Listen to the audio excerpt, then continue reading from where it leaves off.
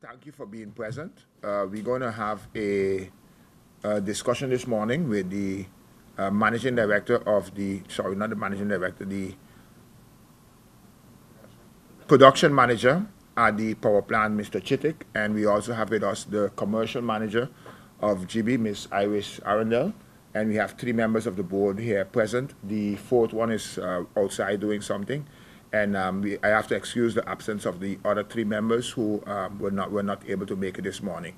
So with this, I am not going to go into no details in terms of which I would expect the press may want to answer, go into details of management and managing director and appointment of persons within the company, etc. That is something for another session that the supervisory board is dealing with.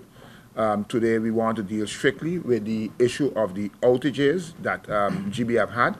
The public in general have been asking questions about the outages, and Mr. Chittick will then give the members of the press present a elucidation on the problems we have been having. I know the press is going to be disappointed that we don't go into issues such as management, but at this time, we don't feel it's prudent to go into issues such as management, and we request the press kindly to give the supervisory board, which just have a little more than 1 month in the chair, the opportunity to continue to assess the situation within GB and deal with the issues where it pertains to the appointment of future CEO, COO, and CFO. So with that, I would now turn the floor, unless there's other questions directed for the supervisory board, I will turn the floor over to Mr. Chittick. I'm here to give you an overview of some chain of events in the past 2 weeks, which forced us to be load shedding, and I will try to elaborate on what caused it, what happens, etc. in my brief presentation. We have in the power plant a number of engines. We need fuel, oil, water, and air to have the engines in operation. The engine turns a generator, and the generator makes electricity, which goes to our high voltage system. We have in the power plant 2 types of fuel we use, which is diesel, light fuel oil, and heavy fuel oil. We have our storage capacity, which is a bit just enough for us to operate, a bit too small at times. And that can pose a challenge as well too, whereby we have to switch between both different fuels at times. And that poses some challenges as well too, whereby our operation is being hampered somewhat. There's some plans for the future, which I'll come back on. We have the light fuel oil. It's a fairly simple process. The fuel comes from our supplier to our fuel storage tanks, and from there goes direct to the engine, burn off, produce electricity. Then we have the heavy fuel oil. It's a bit more of a complex process. From our supplier, the fuel is not clean enough to go to the engine. It goes to a settling tank whereby any possible water or sediments is settled off, goes through our heavy fuel oil separator, and that separator cleans the fuel, make it ready to go to the engine. And from the separator, we also have some waste that comes out of it, sludge. It goes to the incinerator, we burn it off, and then the clean fuel goes back to the clean fuel oil tank, then to the engines. We have in the power plant an overview here of the different engines. We have different type of engines, different size engines as well too. Each engine feeds into the high voltage room. The high voltage room, the voltage is 12,500 volts and a frequency of 60 hertz. These 2 parameters must be constant at all times. Then from the high voltage room, it goes to different substations. From substations to the different districts, the cables goes to underground or overhead some places. What happens then is, for example, we have engines of 2 megawatt, 4 megawatt, 6 megawatt, 8, and up to maybe 10, 11 megawatt engines operating.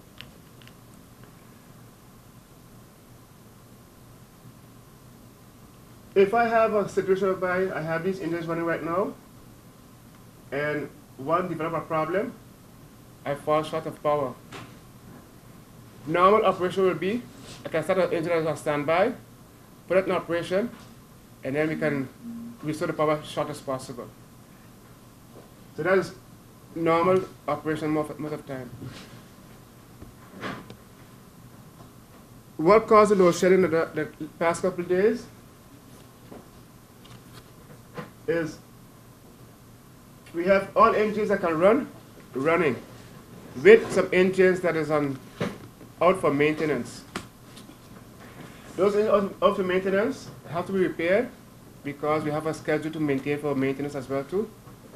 And the last 2 weeks we had a few of them out, and if an 8 megawatt engine falls out, we fall short of power.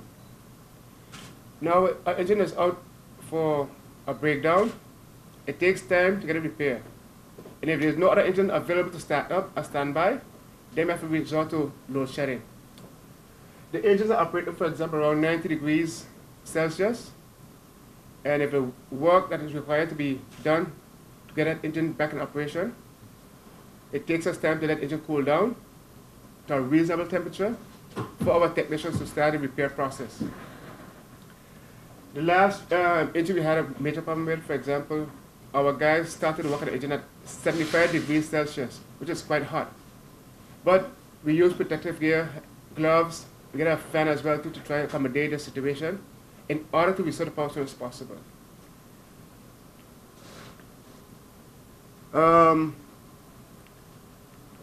I'll go over now to, because of time, I'm compressing my presentation. I'll go over now to explain what we have in the power plant in terms of equipment to operate to produce 55 megawatt of power, which is the peak now. It can increase a bit as the weather is getting hotter and hotter. We have a fleet of equipment here. We have from engine 1 to engine 19 installed right now, with a few of them are already retired. And this one is damaged. So we have 6 engines that is not able to produce power. Because if you look also carefully, the age of the engines, they're not that young anymore. They're quite old in age. And those that are still available to run, for example, take engine number 12, 28 years old, it can still run. But getting past with this engine is a challenge. They don't build this engine anymore. They stopped building this engine in the mid-90s. So getting past for this is a challenge, but we still have it in our operation as a standby unit in case one of our main units goes out. Over here, I have, for example, my baseload engines. I can produce 51 megawatt. Baseload engines, those are called, they run 24 hours a day, pretty much. Those are baseload. And the standby are about 17 megawatt in total, depending if they're all available. We have right now, at this moment, engine number 7 down. We had a fire some months ago. We need some parts for it to be repaired. The parts have a delivery time of 10 weeks, plus shipping as well too. And then we developed engine number 12, had a failure. We are busy repairing it as well too. At the same time, we had engine number 7 done for overhaul, 17 done for overhaul. This overhaul was necessary, and we kind of pushed overhaul a bit earlier in the year. We got this due for July, August, to have overhaul on engine number 17 and 16. But we know for a fact that engine 16, 17, 18, and 19, they use air cool now for cooling versus seawater. We know hurricane season starts July 1st as well too, so we changed our plans around to overhaul these before, because now they're air cool as well, 16 and 17. They just went to air cool February this year. So we want to maintain our stable operation mainly during hurricane season.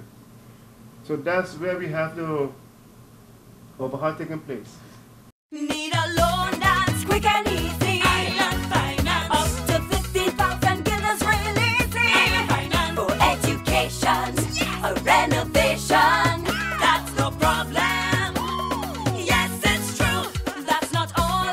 They're quick and friendly too. Island Finance. Appliances, vacations, even fix your car. You can depend on Island Finance. GEBE has been faithfully serving the communities of St. Martin, powering your home and our economy. Come rain or shine, our qualified team of professionals are working hard 24 hours a day to provide you and your family with safe, reliable electricity and water. We use the latest technologies and test our products daily to maintain the highest international standards. Our friendly staff is always there to assist you, whether in person, over the phone, or online. We are committed to constantly improving our products and services, making them more efficient, effective, and environmentally friendly to serve you better today and our next generation of clients tomorrow. GEBE, powering a brighter future. Our friend Megawati is here with tips to save you energy. 1. Turn your airco temperature up. 2. Use a ceiling fan instead. 3. Buy energy-saving products. Save some green with NVGEB. Life is a journey full of connections. You're in safe hands even when life starts too soon. You don't have to miss a single beat. When a bad hair day makes you sad, just sharing can bring you joy and more to come. They take the plunge, turn fear into faith, while you capture those beautiful moments. In the game of life, it's family that counts. They'll be there even when you lose. We all have our moments of reflection and hope. And when you feel you're losing everything in life, we're there because there's more to come. When life starts too soon, you don't have to miss a single beat. We're here to connect you and share life. Telcel, when you want more. One of the issues that I want to address today is the decision of the Constitutional Court in reference to the Integrity Chamber legislation. This has been in the waiting for quite some time. It was postponed, I think, on 2 occasions, and finally we have had a ruling. Those of you who have followed the debate in Parliament would know that it would come as no surprise, at least to my person. When I was a member of Parliament, I vehemently opposed the intentions of the Integrity Chamber in the fashion in which it was being pursued, and we voted against the draft legislation at the time. One of the main reasons for us was the premise of the Integrity Chamber legislation at the time, which kind of criminalizes the entire society. One is guilty by association, one is guilty through relationships. If one knew the minister and had a relationship with the minister, then you're assumed to be guilty until you can prove that you're innocent. And we believe that under the law, every citizen should be innocent until proven guilty, but the Integrity Chamber gave far-reaching powers to a group of people who had the authority to basically enter your home, enter your office, and conduct searches and question someone basically for any and all reasons. And we have opposed that, and we are happy with the outcome of the decision by the Constitutional Court. The question now is, where do we go from here? Is it so that, okay, there is no integrity chamber or there is no integrity law because it was struck down by the Constitutional Court? No, not exactly or not altogether. When the reports, the integrity investigations were conducted, the government at the time had said that they are committed to carrying out the different recommendations in the report. And one of the recommendations in the reports was an integrity chamber. What we have seen that the Dutch government actually did is lift out and focus on the integrity chamber and made that a priority. They even threatened at the time that if the government of St. Martin doesn't do something about it quickly, that they would place, give an instruction to St. Martin or de facto place St. Martin under higher supervision as far as that is concerned. Well, our legal affairs department has been looking at the verdict and is busy preparing an advice on the way forward. On another note that has to do with it is when we put it in a broader perspective, some of the recommendations also entail that legislation needed to be either put in place or existing legislation adopted to prevent integrity breaches or to deal with integrity breaches. Through the assistance of the central bank, several experienced lawyers have been retained and are working within the different ministries and within the legal affairs department to help put these amendments or these legislations in place. I'm expecting a report from the head of the legal affairs department soon as to how far they have.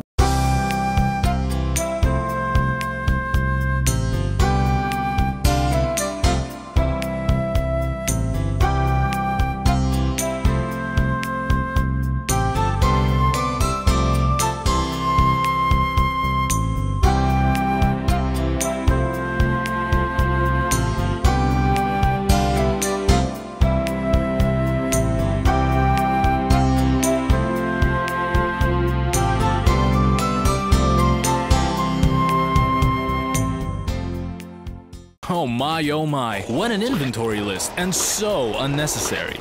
But wait, your home contents are all insured by Be Sure. That means that you determine the amount you want to insure. No inventory list, no hassle. Are you Be Sure? Be Sure.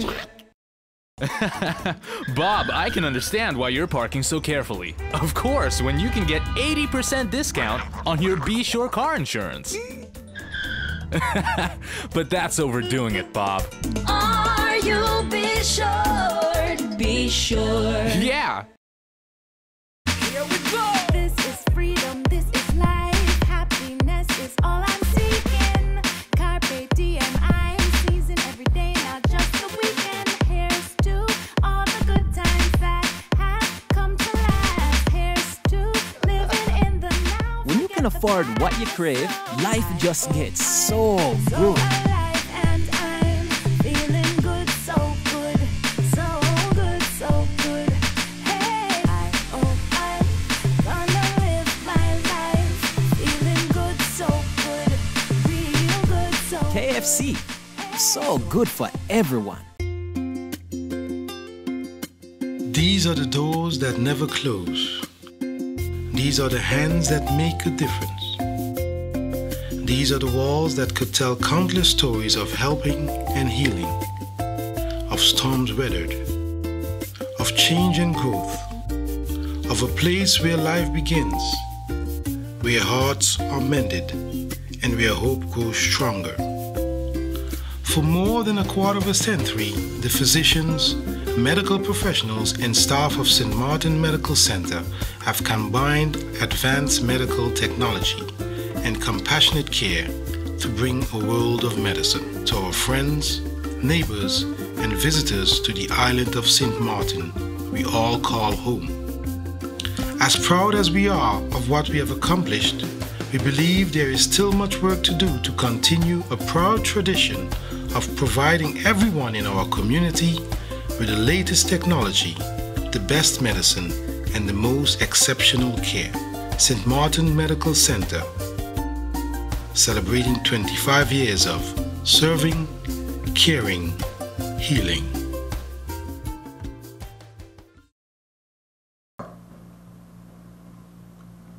What do we want for ourselves? Where do we want to see our country go? You know, just yesterday, I got word from a family member of mine that a good favorite cousin of ours passed away. And it made me realize that life is so short, that you're here today, gone today. Gone tomorrow. Not the old saying of here today, gone tomorrow. That it has totally changed. And so the question that we must ask ourselves as a country, as a people, if we are not here, in whose hands will we leave our children? That is something that we must take stock of. And so I am happy to be a part of the U.S. party. I am happy to say that the fight for the middle class, the fight for the young Sematano, the fight for those who are unemployed, the fight for our elderly, the fight for the educated among us who have degrees but not have employment in those degrees that they have studied. The fight for the next generation continues, and it continues with the U.S. party. And I ask every single one, by the tone, by listening to my voice and seeing me on video, stand with us. You have to make up your mind that enough is enough. I hope and wish that we can have a people that would say, I am tired of being tired. I am frustrated of being frustrated. I am sick of being sick. This is the type of birth, of situation that will birth something into this country. And so I say to everyone today, I thank you for being here. I say to the people of St. Martin, those who are losing hope in our political system, don't give up. Don't give up. There is hope for you. Give us a chance. Stand with us to be able to deliver the things that we have put forward for you as a people. And so I am forever grateful. I am honored to be here today. I am honored to be in the presence of this august body, of this august organization, of this party. I am honored to once again help to contribute and to be an added voice for those who do not have a voice. I am honored to sit here today to announce that in 2016, in September 26th, that I will run on the U.S. party slate. And I am honored beyond measure. And I am hopeful that our people will make the right choice. I am hopeful that when we take a minute and take stock of your situation, take stock of your lifestyle, take stock of your social fiber, that we will make the right decision. And so I thank you very much for allowing me these moments. I thank the press for being here. I thank my team and my family for being here. I know that there are some issues that has to be ironed out in the coming months. I know the elephant in the room where it concerns the legal issues, but there's no legal issues where I am concerned. Because this is not a legal issue between any individual or any organization or any group against Romain Laville. This is an issue between those individuals and the people that I stood up for. That is what the issue is. It's not about Romain Laville versus any other person that feels that I have done something wrong. I have taken a stand against the injustice in this country.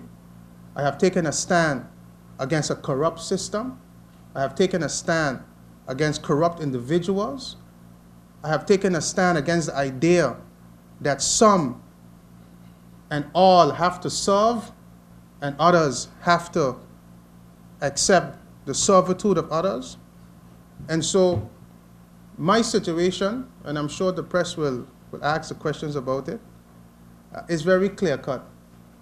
I have taken a stand against something. And in any position in life, wherever you take a stand, you will get certain negative breakbacks where that is concerned. Starts with a conversation. Scotiabank. Discover what's possible.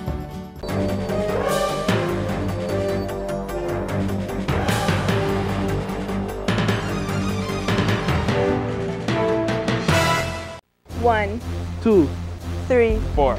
This is how common it is to develop a mental illness. 1 out of every 4. 4, 4. 4. But there is hope. Today, most mental illnesses can be managed and treated. Visit your general doctor if you feel concerned about your thoughts and behaviors or have some difficulty dealing with some of life's issues. If you have been diagnosed and are suffering from a mental illness, keep in mind these 4 points to help you manage your mental health. 1. Get regular checkups with your general doctor. 2. Stay on your treatment plan to prevent relapses.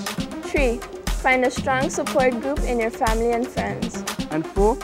Never be afraid to ask for help and look out for the warning signs of your illness. Remember, you are not alone. We are as close as one. 2. 3. 4. Learn about mental health illness by going to the Mental Health Foundation's website at www.mhf-sxm.com.